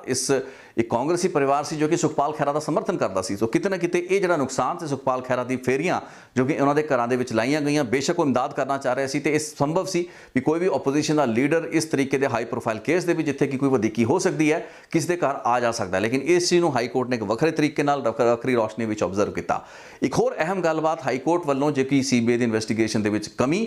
ਜਾਂ ਫਿਰ ਟ੍ਰਾਇਲ ਕੋਰਟਾਂ ਵੱਲੋਂ ਇਸ ਪੱਖ ਨੂੰ ਇਗਨੋਰ ਕਰਨ ਦੇ ਤਰੀਕੇ ਨਾਲ ਦੇਖੀ ਗਈ, ਉਹ ਇਹ ਸੀ ਕਿ ਜਿਹੜੀ ਹਰਪ੍ਰੀਤ ਦੀ ਭੈਣ ਸੀ ਯਾਨੀ ਕਿ ਰੋਜ਼ੀ ਦੀ ਭੈਣ ਡੇਜ਼ੀ, ਹਰਪ੍ਰੀਤ ਦੀ ਜਿਹੜੀ ਛੋਟੀ ਭੈਣ ਸੀ ਤੇ ਇੱਕ ਦਲਵਿੰਦਰ ਕੌਰ ਦਾ ਬੇਟਾ ਸਾਹਿਬ ਸਿੰਘ। ਇਹ ਦੱਸਿਆ ਗਿਆ ਸੀਬੀਆਈ ਦੀ ਅਲੱਗ-ਅਲੱਗ ਜਿਹੜੀ ਇਨਵੈਸਟੀਗੇਸ਼ਨ ਹੋਈ ਵੀ ਐਬੋਰਸ਼ਨ ਦੇ ਸਮੇਂ ਜਾਂ ਉਹ तमाम ਜਿਹੜੇ ਕ੍ਰਿਟੀਕਲ ਮੋਮੈਂਟਸ ਸਨ, ਚਾਹੇ ਉਹ ਮੈਰਿਜ ਕਰਨ ਦੀ ਗੱਲ ਹੋਵੇ, ਉਹ ਜਿਹੜੀ ਲੁਕਵੇਂ ਛੁਪੇ ਢੰਗ ਨਾਲ ਇੱਕ ਵਿਆਹ ਸਤੰਬਰ 1999 ਦੇ ਵਿੱਚ ਕਰਾਇਆ ਗਿਆ। ਬਹੁਤ ਇੱਕ ਅਹਿਮ ਗਵਾਹ ਸੀ ਇਹ ਲੜਕੀ ਡੇਜ਼ੀ ਤੇ ਉਹ ਸਾਹਿਬ ਸਿੰਘ, ਜੋ ਕਿ ਦੱਸਿਆ ਜਾ ਰਿਹਾ ਸੀ ਉਸ तमाम ਵਕਤ ਹਰਪ੍ਰੀਤ ਕੌਰ ਦੇ ਨਾਲ ਰਹਿ ਰਹੀ ਸੀ। ਲੇਕਿਨ ਇਹਨਾਂ ਦੀ ਕੋਈ ਵੀ ਗਵਾਹੀ ਸੀਬੀਆਈ ਨੇ ਨਹੀਂ ਕਰਾਈ, ਇਹਨਾਂ ਤੋਂ ਕੋਈ ਕ੍ਰਾਸ ਐਗਜ਼ਾਮਿਨ ਨਹੀਂ ਕੀਤਾ ਗਿਆ, ਸੱਚੇ ਝੂਠੇ ਇਹਨਾਂ ਨੂੰ ਅਦਾਲਤ ਵਿੱਚ ਸਾਬਤ ਨਹੀਂ ਕੀਤਾ ਗਿਆ। ਸੋ ਇਹ ਤਾਂ ਵੈਸੇ ਸੀਬੀਆਈ ਦਾ ਤੇ ਇਨਵੈਸਟੀਗੇਸ਼ਨ ਏਜੰਸੀ ਦਾ ਅਧਿਕਾਰ ਖੇਤਰ ਹੋਣਾ ਚਾਹੁੰਦਾ ਹੈ ਵੀ ਉਹ ਕਿਹੜੇ ਗਵਾਹ ਨੂੰ, ਕਿਹੜੇ ਆਪਣੇ ਜਿਹੜੇ ਵਿਟਨੈਸ ਹੈਗੇ ਨੇ ਉਹਨਾਂ ਨੂੰ ਕੇਸ ਦੇ ਟਰਾਇਲ ਜਾਂ ਕੇਸ ਦੇ ਮੁਕੱਦਮੇਬਾਜ਼ੀ ਲਈ ਇਸਤੇਮਾਲ ਕਰਨਾ ਚਾਹਣ ਜਾਂ ਨਾ ਚਾਹਣ। ਲੇਕਿਨ ਇਸ ਨੂੰ ਹਾਈ ਕੋਰਟ ਨੇ ਇੱਕ ਐਡਵਰਸ ਰੈਫਰੈਂਸ ਦੇ ਤੌਰ ਤੇ ਲਿਆ ਕਿ ਤੁਸੀਂ ਇਹ ਦੋ ਬਹੁਤ ਹੀ ਕ੍ਰਿਟੀਕਲ ਤੇ ਬਹੁਤ ਹੀ ਕੁਇੰਟੈਸੈਂਸ਼ੀਅਲ, ਬਹੁਤ ਹੀ ਪ੍ਰਮੁੱਖ ਜਿਹੜੇ ਗਵਾਹ ਚਸ਼ਮਦੀਦ ਹੋ ਸਕਦੇ ਸੀ ਉਸ ਪੂਰੇ ਘਟਨਾ ਚੱਕਰ ਦੇ, ਉਹਨਾਂ ਨੂੰ ਨਾ ਤਾਂ ਐਗਜ਼ਾਮਿਨ ਕੀਤਾ, ਨਾ ਉਹਨਾਂ ਨੂੰ ਪ੍ਰੋਬ ਕੀਤਾ ਤੇ ਨਾ ਉਹਨਾਂ ਨੂੰ ਸਹੀ ਜਾਂ ਗਲਤ ਸਾਬਤ ਕਰ ਪਾਏ। ਸੋ ਸੀਬੀਆਈ ਦੇ ਕੇਸ ਦੀਆਂ, ਉਹਨਾਂ ਦੀ ਇਨਵੈਸਟੀਗੇਸ਼ਨ ਇਨਕੁਆਇਰੀ ਦੀ ਇਹ तमाम ਕਮੀਆਂ ਖਾਮੀਆਂ ਨੂੰ ਆਧਾਰ ਬਣਾ ਕੇ ਪੰਜਾਬ ਅਤੇ ਹਰਿਆਣਾ ਹਾਈ ਕੋਰਟ ਨੇ ਬੀਬੀ ਜਗੀਰ ਕੌਰ ਸਮੇਤ 4 ਲੋਕਾਂ ਨੂੰ ਇਸ ਕੇਸ ਦੇ ਵਿੱਚ, ਮੁਲਜ਼ਮਾਂ ਨੂੰ ਇਸ ਕੇਸ ਦੇ ਵਿੱਚ ਬਾਇਜ਼ਤ ਬਰੀ ਕਰਤਾ ਸਾਲ 2018 ਦੇ ਵਿੱਚ, ਜਿਸ ਤੋਂ ਬਾਅਦ ਕਿ ਕਮਲਜੀਤ ਉਹਨਾਂ ਨੇ ਰੁਖ ਕੀਤਾ ਹੈ ਸੁਪਰੀਮ ਕੋਰਟ ਦਾ, ਜਿੱਥੇ ਕਿ ਉਹਨਾਂ ਦੀ ਇੱਕ ਜਿਹੜੀ ਰਿਵੀਜ਼ਨ ਹੁੰਦੀ ਹੈ, ਪਟੀਸ਼ਨ ਹੁੰਦੀ ਹੈ ਇਸ ਫੈਸਲੇ ਨੂੰ ਚੁਣੌਤੀ ਦੇਣ ਦੇ ਖਿਲਾਫ, ਉਸ ਨੂੰ 2019 ਦੇ ਵਿੱਚ ਹੀ ਐਡਮਿਟ ਕਰ ਲਿਆ ਗਿਆ ਸੀ। ਹੁਣ ਇਹ ਕੇਸ ਸੁਪਰੀਮ ਕੋਰਟ ਦੇ ਵਿੱਚ ਇਸ ਵਕਤ ਆਉਣ ਵਾਲੇ ਸਮੇਂ ਵਿੱਚ ਕੋਖਿਆ ਜਾਏਗਾ। ਹੁਣ ਸੁਪਰੀਮ ਕੋਰਟ ਦੇ ਸਾਹਮਣੇ ਜਿਹੜਾ ਵੱਡਾ ਸਵਾਲ ਹੋਏਗਾ ਉਹ ਇਹੀ ਹੋਏਗਾ ਵੀ ਸੀਬੀਆਈ ਦੀ ਜਿਹੜੀ ਇਨਕੁਆਇਰੀ ਸੀ, ਕੀ ਉਹ ਕਿਸੇ ਰੰਜਿਸ਼ ਤੋਂ ਪ੍ਰੇਰਿਤ ਸੀ? ਜਿਸ ਤਰੀਕੇ ਦੇ ਅਪਰੂਵਰ ਉਸਨੇ ਬਣਾਏ, ਕਮਲਜੀਤ ਨੂੰ ਜਿਸ ਤਰੀਕੇ ਨਾਲ ਉਸਨੇ ਐਗਜ਼ਾਮਿਨ ਕੀਤਾ, ਕਮਲਜੀਤ ਆਪਣੇ ਪੂਰੇ ਦੇ ਪੂਰੇ ਕੇਸ ਦੇ ਵਿੱਚ ਜੇ ਹੌਸਟਾਈਲ ਟਰਨ ਕਰਦਾ ਵੀ ਹੈ ਤਾਂ ਕੀ ਨੈਸੈਸਰੀਲੀ ਉਸਦਾ ਮਤਲਬ ਇਹ ਮੰਨਿਆ ਜਾਵੇ ਬਚਾਅ ਪੱਖ ਯਾਨੀ ਕਿ ਜਿਹੜੇ ਅਕਿਊਜ਼ ਸਨ ਉਹਨਾਂ ਦੇ ਖਿਲਾਫ ਕੋਈ ਸਾਜ਼ਿਸ਼ ਹੀ ਰਚੀ ਜਾ ਰਹੀ ਸੀ? ਸਭ ਤੋਂ ਅਹਿਮ ਸਰਕਮਸਟੈਂਸ਼ੀਅਲ ਜਿਹੜੀ ਗੱਲਬਾਤ ਇਸ ਕੇਸ ਦੇ ਵਿੱਚ ਹੈ ਉਹ ਪੋਸਟਮਾਰਟਮ ਨਾ ਹੋਣਾ ਤੇ ਉਹ ਇਨਕੁਐਸਟ ਪ੍ਰੋਸੀਡਿੰਗਸ ਜਿਹੜੀਆਂ ਪੁਲਿਸ ਵੱਲੋਂ, ਯਾਨੀ ਕਿ ਹਰਪ੍ਰੀਤ ਦੀ ਮੌਤ 20 ਅਪ੍ਰੈਲ 2000 ਨੂੰ ਜਦੋਂ ਹੁੰਦੀ ਹੈ ਉਸ ਤੋਂ ਬਾਅਦ ਉਸ ਦਾ ਪੋਸਟਮਾਰਟਮ ਕਿਉਂ ਨਹੀਂ ਕੀਤਾ ਗਿਆ? ਜੇ ਲੱਗ ਵੀ ਰਿਹਾ ਸੀ ਇੱਕ ਅਜਿਹੀ ਮੌਤ ਹੈ ਜਿਸ ਵਿੱਚ ਕਿ ਪੋਸਟਮਾਰਟਮ ਦੀ ਰਿਕੁਆਇਰਮੈਂਟ ਨਹੀਂ ਹੈ, ਲੇਕਿਨ ਆਪਣੇ ਅਕਸ ਨੂੰ ਸਾਫ਼ ਰੱਖਣ ਲਈ ਇਹ ਐਕਸਪੈਕਟਡ ਸੀ ਕੈਬਨਿਟ ਵਜ਼ੀਰ, ਜੋ ਕਿ ਉਸ ਵਕਤ ਤੱਕ ਐਸਜੀਪੀਸੀ ਦੀ ਪ੍ਰਧਾਨ ਵੀ ਬਣ ਚੁੱਕੇ ਸਨ, ਉਹਨਾਂ ਤੋਂ ਐਕਸਪੈਕਟਡ ਸੀ ਕਿ ਇਨਕੁਐਸਟ ਦੀ ਪ੍ਰੋਸੀਡਿੰਗ, ਪੰਜਾਬ ਪੁਲਿਸ ਦੀ ਜਿਹੜੀ ਕਾਰਵਾਈ ਸੀ ਉਸ ਨੂੰ ਇੱਕ ਸਹੀ ਤਰੀਕੇ ਨਾਲ ਤੋਰਿਆ ਜਾਂਦਾ। ਜੋ ਗੱਲਾਂ ਬਾਤਾਂ ਕਮਲਜੀਤ ਕਹਿ ਰਿਹਾ ਹੈ, ਜੋ ਰਿਕਾਰਡ ਕਮਲਜੀਤ ਪੇਸ਼ ਕਰ ਰਿਹਾ ਹੈ, ਵਿਆਹ ਕਰਾਉਣ ਦੀ ਗੱਲਬਾਤ, ਤਕਰੀਬਨ 12-14 ਦੀਆਂ ਮੁਲਾਕਾਤਾਂ ਸਾਲ 1999 ਤੇ 2000, ਅਲੱਗ-ਅਲੱਗ ਹੋਟਲਾਂ ਦੇ ਵਿੱਚ ਸਟੇ, ਉਹਨਾਂ ਨਰਸਿੰਗ ਸੈਂਟਰਾਂ, ਅਲਟਰਾਸਾਊਂਡ ਸੈਂਟਰਾਂ ਦੇ ਵਿਜ਼ਿਟਸ, ਸੋਨੀਪਤ ਰਾਏ ਦੇ ਵਿੱਚ ਜਾ ਕੇ ਇਹਨਾਂ ਦਾ ਠਹਿਰਨਾ, ਬੀਡੀਪੁਰ ਪਿੰਡ ਦੇ ਵਿੱਚ ਕਿਹੜੇ ਫੋਨ ਤੋਂ ਕਾਲ ਹੋਏ, ਇਹ ਸਾਰੀਆਂ ਗੱਲਾਂ ਬਾਤਾਂ ਸੀਬੀਆਈ ਨੇ ਆਪਣੇ ਰਿਕਾਰਡਾਂ ਦੇ ਵਿੱਚ ਬਹੁਤ ਕਲੈਰਿਟੀ ਦੇ ਨਾਲ ਅਦਾਲਤਾਂ ਵਿੱਚ ਰੱਖੀਆਂ। ਲੇਕਿਨ ਕੁਝ ਕਾਰਨਾਂ ਕਰਕੇ ਜਾਂ ਅਦਾਲਤ ਦੇ ਆਪਣੇ ਵਿਜ਼ਡਮ ਦੇ ਵਿੱਚ ਹਾਈ ਕੋਰਟ ਨੇ ਇਸ ਗੱਲਬਾਤ ਨੂੰ ਨਹੀਂ ਮੰਨਿਆ। ਲੇਕਿਨ ਇਹ ਇੱਕ ਫੈਕਟ ਹੈ ਵੀ ਬੀਬੀ ਜਗੀਰ ਕੌਰ ਦਾ ਸਿਆਸੀ ਕੈਰੀਅਰ ਕਾਫੀ ਡਾਵਾਡੋਲ ਰਿਹਾ ਇਸ ਪੂਰੇ ਦੇ ਪੂਰੇ ਮੁਕੱਦਮੇ ਦੀ ਵਜ੍ਹਾ ਨਾਲ। ਹਾਲਾਂਕਿ ਬੀਬੀ ਜਗੀਰ ਕੌਰ 2002-2012 ਦੇ ਵਿੱਚ ਜੇਤੂ ਰਹੀਆਂ, ਉਸ ਦੌਰਾਨ ਵੀ ਇਹ ਜਿਹੜੇ ਮੁਕੱਦਮੇ, ਕੇਸ, ਟਰਾਇਲ ਸਭ ਕੁਝ ਚੱਲਦਾ ਪਿਆ ਸੀ। ਲੋਕਾਂ ਨੇ ਇਸ ਨੂੰ ਇੱਕ ਬੜੇ ਵੱਖਰੇ ਤਰੀਕੇ ਨਾਲ ਲਿਆ। ਉਹਨਾਂ ਦੀ ਲੁਬਾਨਾ ਬਿਰਾਦਰੀ ਕਮਿਊਨਿਟੀ, ਜੋ ਕਿ ਬਹੁਤ ਹੀ ਇੱਕ ਸਟਰੋਂਗ ਫੈਕਟਰ ਹੈ, ਭੁਲੱਥ ਦੇ ਵਿੱਚ ਹਾਰ ਜਾਂ ਜਿੱਤ ਨੂੰ ਤੈਅ ਕਰਨ ਦਾ ਇੱਕ ਬੜਾ ਅਹਿਮ ਫੈਕਟਰ ਹੈ, ਲੁਬਾਨਾ ਬਿਰਾਦਰੀ ਦਾ ਸਮਰਥਨ ਜੋ ਕਿ ਬੀਬੀ ਜਗੀਰ ਕੌਰ ਨੂੰ ਲਗਾਤਾਰ ਮਿਲਦਾ ਰਿਹਾ ਹੈ। ਲੇਕਿਨ ਇਹਨਾਂ ਸਿਆਸੀ ਫੈਕਟਰਸ ਨੂੰ ਆਪਾਂ ਸਾਈਡ ਤੇ ਰੱਖੀਏ, ਆਪਾਂ 1 ਮਿੰਟ ਲਈ ਕਮਲਜੀਤ ਨੂੰ ਵੀ ਭੁੱਲ ਜਾਂਦੇ ਆ। ਉਸ ਦੀ ਮਨਸ਼ਾ ਕੀ ਸੀ? ਕਿਉਂਕਿ ਲਗਾਤਾਰ ਬਚਾਅ ਪੱਖ ਕਹਿੰਦਾ ਰਿਹਾ ਵੀ ਕਮਲਜੀਤ ਇੱਕ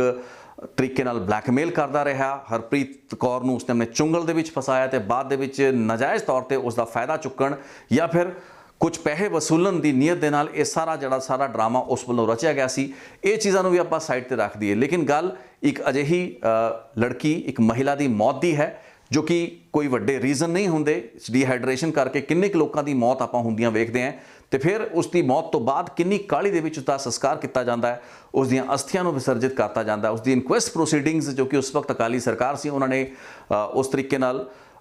ਨਿਰਪੱਖ ਤਰੀਕੇ ਨਾਲ ਕਹਿ ਲਈਏ ਜਾਂ ਇੱਕ ਤਸੱਲੀ ਬਖਸ਼ ਤਰੀਕੇ ਨਾਲ ਨਹੀਂ ਕੀਤੀ। ਇਹ ਸਾਰੀਆਂ ਗੱਲਾਂ ਬਾਤਾਂ ਵੀ ਇਗਨੋਰ ਨਹੀਂ ਕੀਤੀਆਂ ਜਾ ਸਕਦੀਆਂ ਸੀ। ਬੇਸ਼ੱਕ ਅੱਜ ਅਦਾਲਤ ਦਾ ਜਿਹੜਾ ਪਲੜਾ ਜਾਂ ਅਦਾਲਤ ਦਾ ਜਿਹੜਾ ਰੁਖ ਹੈ ਉਹ ਬੀਬੀ ਜਗੀਰ ਕੌਰ ਤੇ ਉਹਨਾਂ ਦੇ ਨਾਲ ਦੇ ਕੋ ਅਕਿਊਜ਼ਡ ਦੇ ਸਮਰਥਨ ਦੇ ਵਿੱਚ ਹੈ। ਇਹ ਸਾਰੇ ਲੋਕ ਬਰੀ ਹੋ ਚੁੱਕੇ ਨੇ, ਦੋਸ਼ ਮੁਕਤ ਨੇ, ਇਹਨਾਂ ਉੱਤੇ ਅੱਜ ਕਿੰਤੂ ਪਰੰਤੂ ਕਰਨ ਦਾ ਕੋਈ ਸਵਾਲ ਨਹੀਂ। ਲੇਕਿਨ ਇਹ ਮੁਕੱਦਮਾ ਹਜੇ ਅਲਾਈ ਹੈ। ਇਹ ਕੇਸ ਹੁਣ ਸੁਪਰੀਮ ਕੋਰਟ ਦੇ ਵਿੱਚ ਹੈ। ਸੁਪਰੀਮ ਕੋਰਟ ਇਸ ਪੂਰੇ ਦੇ ਪੂਰੇ ਟ੍ਰਾਇਲ ਕੋਰਟ ਦੇ ਰਿਕਾਰਡ ਨੂੰ, ਉਹ ਸਾਰੀਆਂ ਗਵਾਹੀਆਂ, ਸਾਰੇ ਵਿਟਨੈਸਿਸ, ਉਹ ਸਾਰੇ ਫੈਕਟਰ ਜਿਹੜੇ ਹੈਗੇ ਨੇ ਉਹਨਾਂ ਨੂੰ ਆਪਣੇ ਤਰੀਕੇ ਨਾਲ ਕੋਖੇਗਾ। ਹਾਈ ਕੋਰਟ ਨੇ ਜਿਹੜੇ ਕਾਰਨ ਦਿੱਤੇ,